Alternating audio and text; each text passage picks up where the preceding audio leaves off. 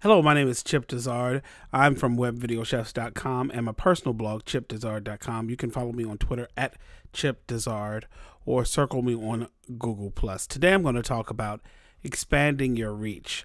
And this was originally presented at the Inspire conference in the spring of 2013.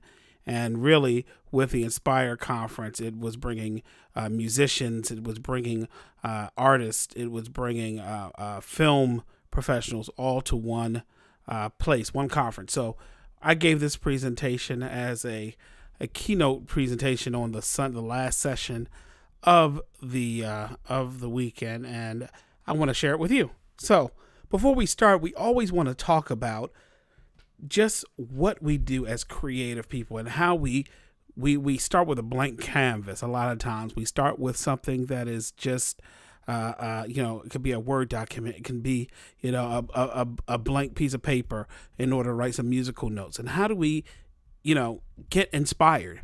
And a lot of times I tell my students that the things that you create, at least there's a gap between what you can create now and your taste. And a lot of things have been said about, just the creative process. But there is a gentleman, and I found a motion graphics a template here, a guy who did this. And I want you to just watch this real quick and listen to what he has to say about being inspired and inspiration and things of that nature. Nobody tells people who are beginners, and I really wish somebody had told this to me, is that all of us who do creative work, we get into it, and we get into it because we have good taste. But it's like there's a gap, that for the first couple years that you're making stuff, what you're making isn't so good, okay? It's not that great. It's trying to be good. It has ambition to be good, but it's not quite that good. But your taste, the thing that got you into the game, your taste is still killer. And your taste is good enough that you can tell that what you're making is kind of a disappointment to you. You know what I mean? A lot of people never get past that phase. A lot of people at that point, they quit. And the thing I would just say to you with all my heart is that most everybody I know who does interesting creative work, they went through a phase of years where they had really good taste. They could tell what they were making wasn't as good as they wanted it to be. They knew it felt short. It didn't have this special thing that we wanted it to have. And the thing I would say to you is everybody goes through that. And for you to go through it, if you're going through it right now, if you're just getting out of that phase, you got to know it's totally normal. And the most important possible thing you could do is do a lot of work. Do a huge volume of work. Put yourself on a deadline so that every week or every month you know you're going to finish one story. Because it's only by actually going through a volume of work that you're actually going to catch up and close that gap. And the work you're making will be as good as your ambitions. In my case, I took longer to figure out how to do this than anybody I've ever met. It takes a while. It's going to take you a while. It's normal to take a while, and you just have to fight your way through that. Okay?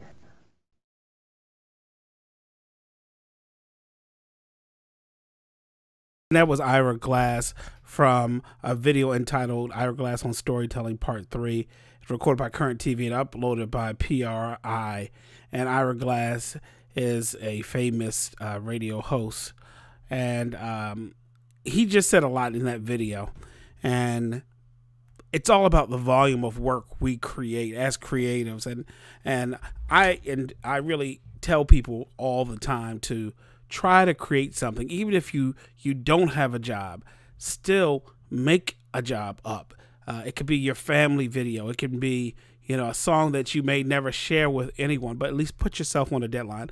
Do that work because as like the book Good to Great says, and Jim Collins talks about the 10,000 hours, and when the Beatles played in those bars that no one knew of before they came to Wembley Stadium in England, before they sold out shows all over the world, they played in bars for years and years and years, almost sometimes 10, 12 hours. I mean, this is unheard of for a band to be playing 10 and 12-hour sets, But they did that. They worked on their craft. And I think as creatives, we have to really look at ourselves and say, are we really working on our craft? Are we really putting in the time? I'm just telling a sidebar story. I just remember when I first got into video and first got into web and just the inordinate amount of time I spent on a computer, just figuring things out, just understanding. I mean, I didn't, like Ira, I feel like I'm taking such a long time. And nowadays, you know, I have students, I have people who just kind of want to arrive, and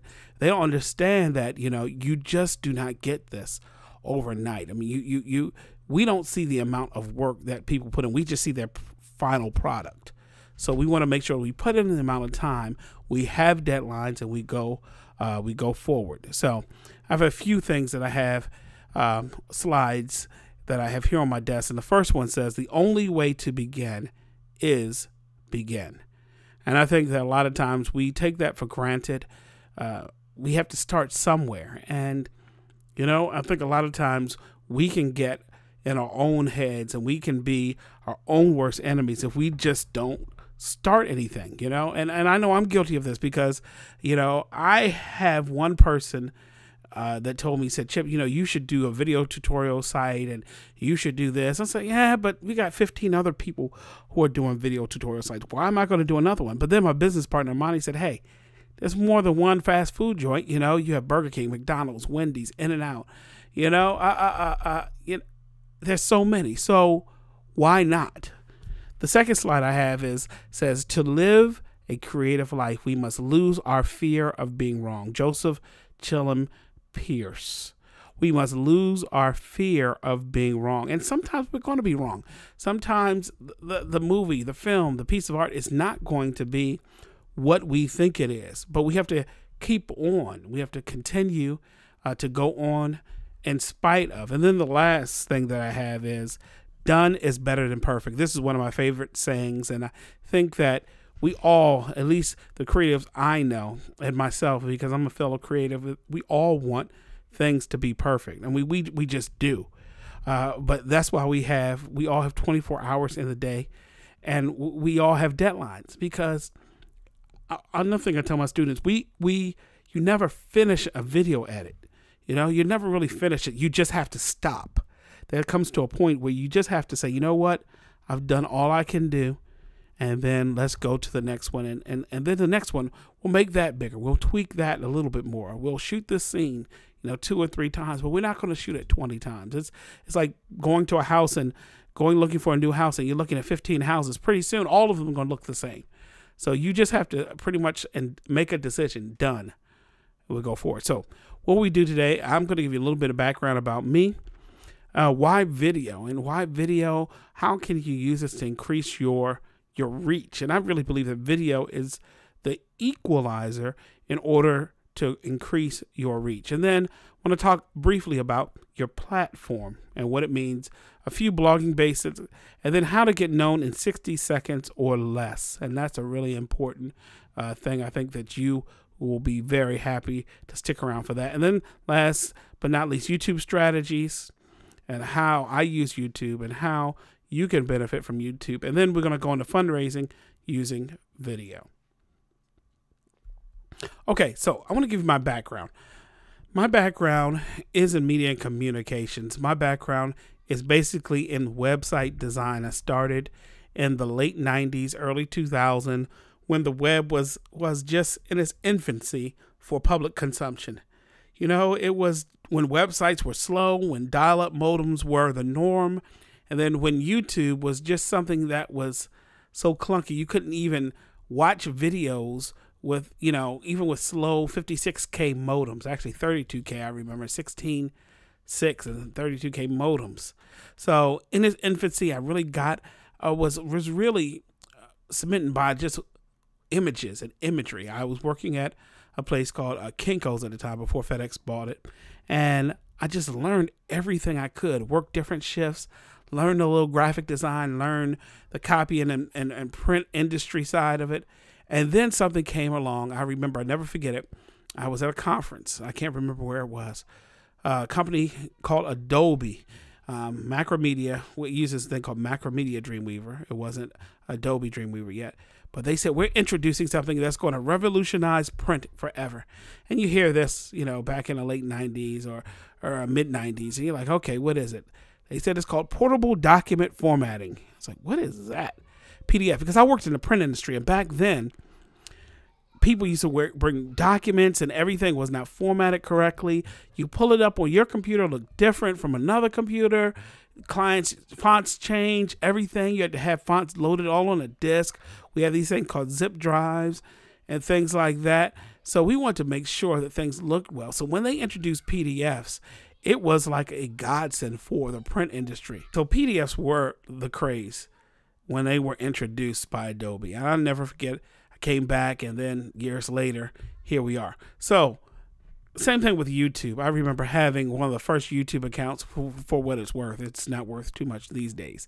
But back in the day, you could only upload like 10 minutes to YouTube. And, when I had in the early 2000s, middle 2000s, I had a director account where I could upload about,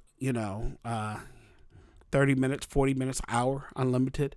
So I got into that, and I got into website design and then morphed into video multimedia because I saw that a lot of people needed video, even though it wasn't on every site. I said, you know what, this is up and coming, and I'm going to jump on that bandwagon. So why use video? 5 reasons, and I'm going to go through these fairly quickly, why we're going to use video. And number 1, video can be syndicated more effectively. I really believe, and you should know, that video is everywhere. Any site that you go to, I'm on ESPN now, ESPN.com, and you want to see highlights. I don't even have to wait to turn on SportsCenter. I can just go on the front page, click on the video player, and see that. And number 2, video establishes your personality quickly. You can read 20 blogs, but if you see one video of me and summing up these blogs, you would know me a lot better. It would take you a lot sooner. You would know me a lot better quicker if you see me saying the same things on video. Number 3, using video differentiates you. So there's only one you, no matter what you can do. And you can only deliver it a certain way, and video really differentiates you. I've used this, and I was very skeptical about being on camera. Like most people, we're very self-conscious. We look at things and we're like, you know what, I have this flaw, I have that flaw, but it really differentiates you. And number 4, sometimes a picture is worth 1,000 words, and I really believe that. If I had a choice of reading, a 4-page bio or watching a 90-second bio, I'm going to choose a 90 seconds just because it's passive. I can listen to it, look at it, get everything I need, don't have to synthesize it. And number 5, video plays better on mobile devices than text. And if you know anything about me, I'm very big on mobile, and I think that is the future of everything we're going to do with video, with social media. It has to go mobile. All right, so we want to talk about your platform next. And I really got this from Michael Hyatt, and he's a New York Times best-selling author. He really says that great ideas are no longer enough. Without a platform, something that enables you to get seen and heard, you don't have a chance. So that's from the book Platform, Get Noticed in a Noisy World. And I really believe that every creative person should have some type of platform. I'm not talking about Facebook. I'm talking about a home base, somewhere that you can call your own, kind of like your house, your apartment, somewhere where you are in control of it, where you pay the bills. Facebook, you're not in control of that. Ultimately, Facebook can change tomorrow their fan page or their limits, and then you will be out of luck. There are a lot of people who roll the dice on these social media networks. Look what happened to MySpace, even though it's making a semi-comeback. But you never know. I mean, you can be hearing this now. Facebook and Instagram is all the craze now, but 5 years from now, if this is still playing, it may not be the same. So you want to make sure you have something that you can control, that you can move, that can go with you. And I think platforms are really important. So this is now true more than ever because the market is more crowded than ever. There are so many people doing what you do. There's so many filmmakers. There's so many artists. There's so many musicians doing what you want to do. And then people are more distracted than ever. People have so many things going on at the same time, from their phone, from the internet, from the TV shows. It feels like we have so much to do in so little time. So I want to give you the 5 benefits of a platform. Number 1, it's really visibility. It's all about getting noticed, like the author Michael Hyatt said, in this noisy world. And number 2 is amplification, to send your message out there and to get it out there very quickly. And establish really a connection is a third thing. You connect with people. When you write blogs, when you write posts, you connect with people. Then number 4, it adds to your credibility. And I really believe that credibility is so important in the platform building. You have to have somewhere you call your own opinions. Even though people may not agree with you, it is yours and you control it. And then number 5, like I said before, you need a home base. You know, every basketball team has a home court. When you come home, that's your place of solitude. That's your place, you know, where you have control over your ideas. Other people can come and guest and stay as guests, but it's really yours. So I want to go on over blogging basics next. And these are the things I believe in creating a platform. You must have a blog. And, you know, 10 years ago, blogging was probably looked to as just a hobby, a joke, but there are people making very good money as professional bloggers and vloggers and things of that nature. So what I use a WordPress.org self-hosted blog, and I use a Genesis framework and StudioPress theme. I just like it for search engine optimization, SEO. And then here are some of my favorite plugins: the tweet old posts and the responsive video embeds and in-related content.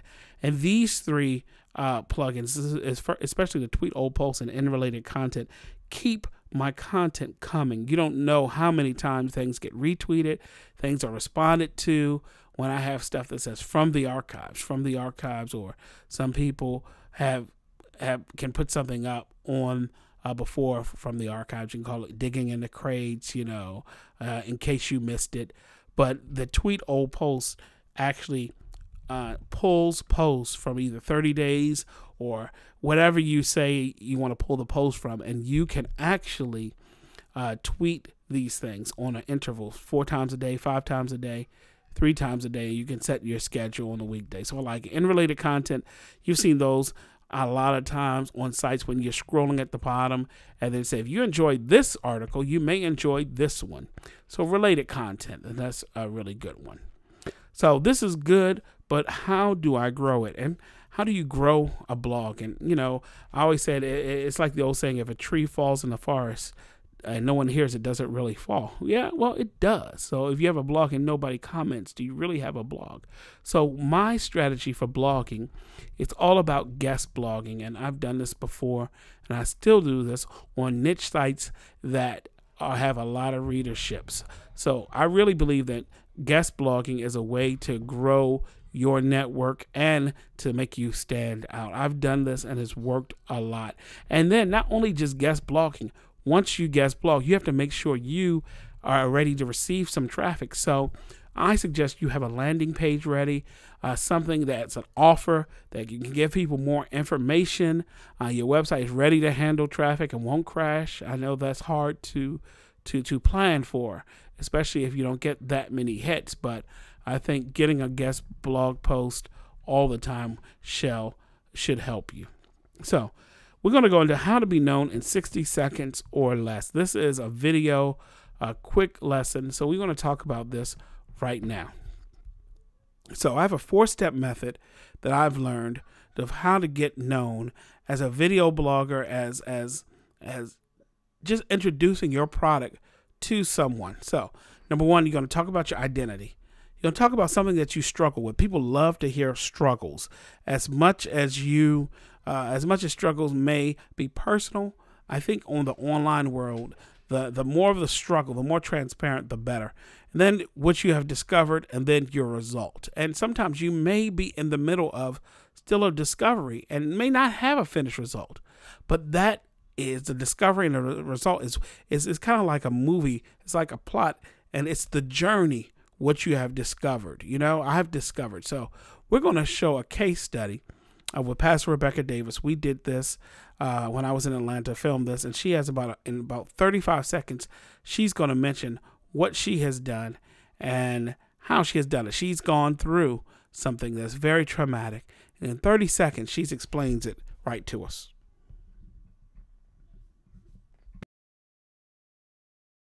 My name is Rebecca Davis, and I am a pastor.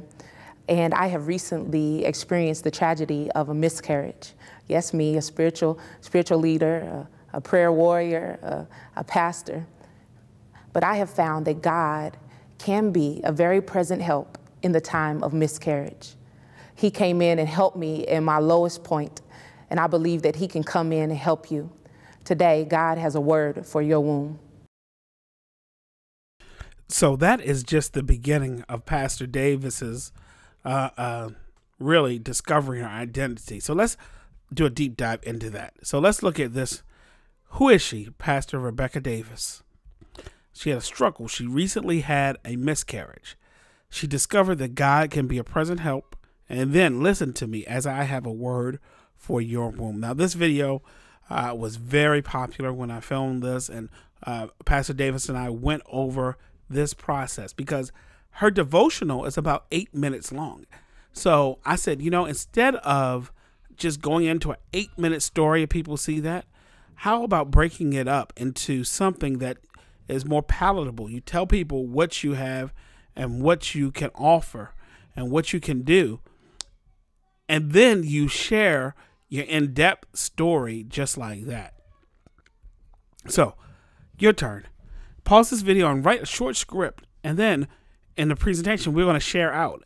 And we really go back to your identity, your struggle, your discovery, and your result.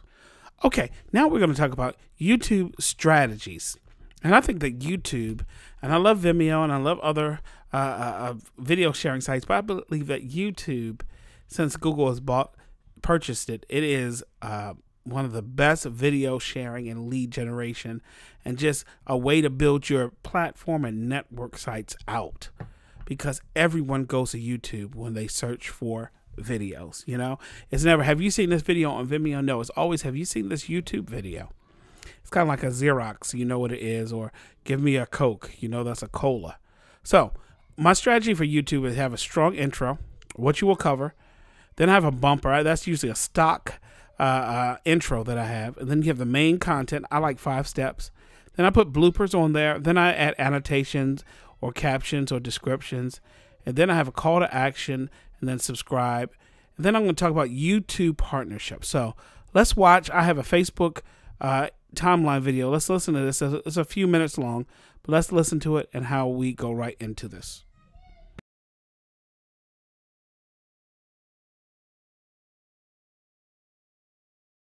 Goodbye, clutter. Hello, bright, beautiful stories. Facebook's updated newsfeed coming up next.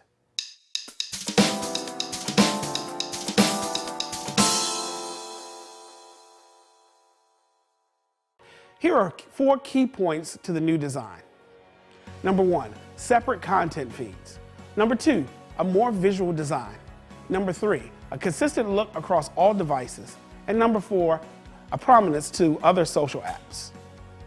Facebook highlighted that you will have your news feed, but also separate news feed for most recent, all friends, which gives the users a chance to see everything their friends are posting on Facebook, as well as music, games, and photos. There will also be a following feed, which is where all posts from pages that you like are housed. As you see straight away from the video, the entire layout is about becoming more visual. Images are made bigger and status updates overlaying them. Links have gotten bigger and better with previews. Check-ins are now shown with a map. Even new friendships are shown with a cover photo. One big change on the visual side is the addition of a photo stream. I will say this over and over, photos rock. And photos with text like this one rock more. My fellow photographer friends Lyle from Scroll Vision and Tetron Jackson should be excited about this change. I know many professional photographers who use Facebook to get a lot of business, and it will just keep getting better. Number 3, consistent look across all devices. As with many new website designs, the Facebook team said this was built from a mobile-first standpoint, and they want to make sure that Facebook experience is more consistent across web, mobile, and tablets.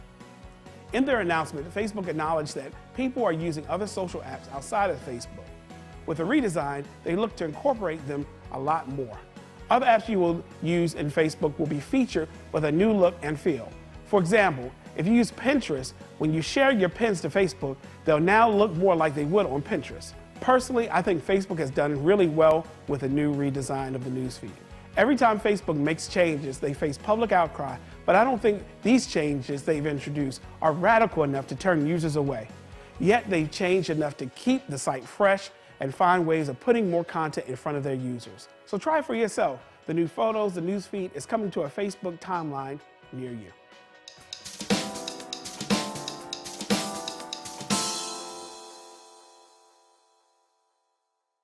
Goodbye, color. I can't even talk. Ready? I'm putting all this on B-roll. All right, here we go. Here's the last part. Okay, let me try it one more time.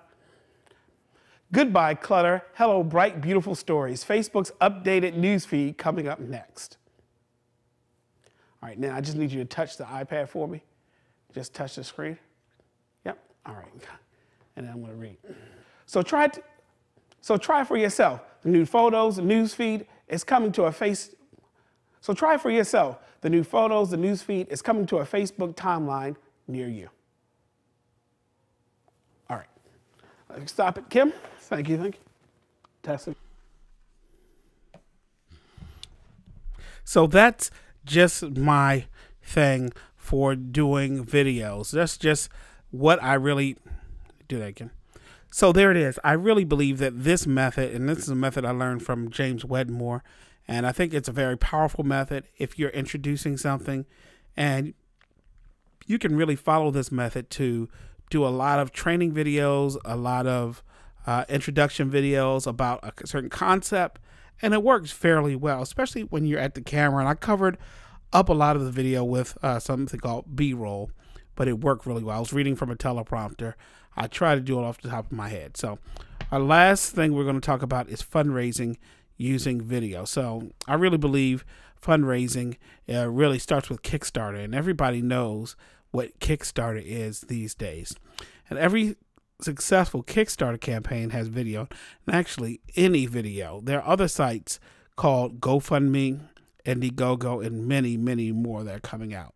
So here's some keys to a successful crowdfunding video. Number one, you have to be short and succinct, especially for an intro video. 60 to 90 seconds is great, and you shouldn't look like you're reading a script. And I really encourage you to know your content, to know. I know it's hard for a lot of people when they have the idea when they need money, but they just they're scared to ask for it. So you want to make sure you're not reading a script. Number three, you can use graphics or B-roll supporting evidence for the things you can't say. And then get behind the scenes pics so you can share them with your personal social network. People love to see behind the curtain, and some of my most popular videos have been behind the scenes and showing those mess ups or just how a scene takes place. I think those are really good. And number five, say and make like you say and make sure you have the link to a fundraiser site in the video, you know, the Kickstarter, the GoFundMe, the PayPal. Make sure it's easy for people to know how to donate, even if they see the video somewhere other than the donation site. So here's some samples of good videos, bad videos, and I'll show those in the show notes. I'll have those outlined there. So the technical details with this is that you're going to keep the video as a talking head, sitting or standing, and then you don't wear distracting clothes or have a distracting background. You want to make sure that you have a great background and keep it as plain as possible so your message can come through. Then number three, keep a steady shot. If you don't know how to work a camera, you want to make sure either if you have a webcam or something else, put it on a monopod, tripod, something to make sure. Then you want to edit for continuity, just like the video that you've seen, the good video that you've seen, that you make the video flow in a seamless fashion, no jump cuts. You want to make sure that everything you've done in the video is seamless. And that's why I love B-roll, and those things can cover up a lot of the mess ups or some of the times where you don't look as confident in the video. So key questions the video should answer: who are you and what is the project? Why should I donate? How can I donate? And what's the deadline? And that's really optional. Usually these Kickstarter or GoFundMe videos about 30 days, sometimes 60 days. And you want to make sure you keep at least these videos and these things on all your social networks and ask your friends to share. And you keep it in front of you at all times. So you want to make sure on your email signature, or, you know, make sure that you ask people for donations. And then so what? What's in it for me? You know, a lot of people do it for the rewards, for the notes, for the mugs, and you know, what's in it for me? If you hit this goal, what do I need? What do I get? So here's a few books for recommended reading. Platform, Get Noticed in a Noisy World by Michael Hyatt. The Accidental Creative by Todd Henry. Excellent book. And the book I'm reading now is called The Slight Edge, Turning Simple Disciplines into Massive Success by Jeff Olson. And then The Innovation Secrets of Steve Jobs by Carmine Gallo.